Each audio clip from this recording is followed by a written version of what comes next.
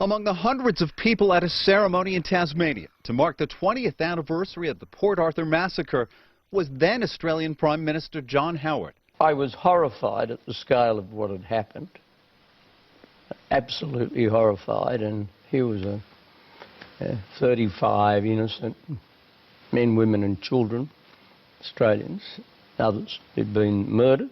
In 1996, Martin Bryant, armed with 2 semi-automatic rifles, opened fire on dozens of unsuspecting tourists.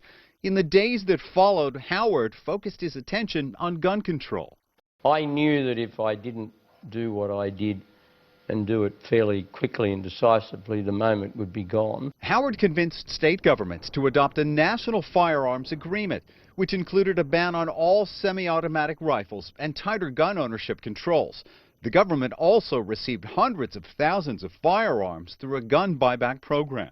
The breakthrough that occurred after Port Arthur was that the two parties agreed to act together, and that meant that the gun lobby would not be able to punish any one of them electorally because they had acted together. It is seen around the world as one of the great things that my government did. To date, Australia has not seen a single mass shooting since 1996. Authorities say gun-related deaths in Australia have also dropped dramatically over that same period, from about 600 a year down to 200, and they say it's happened despite a continual rise in the nation's population.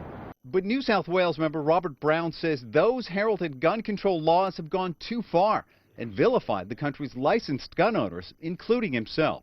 I'm offended by the thought that I should be cast in the same vein as a criminal with a gun. I'm not. I never have been a criminal, and I never will be.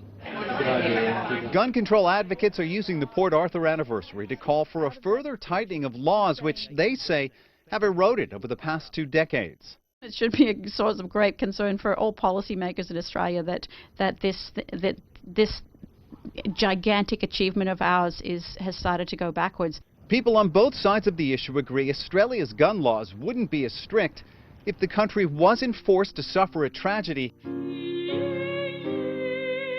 that remains as painful today for those who remember. Greg Navarro, CCTV, Sydney.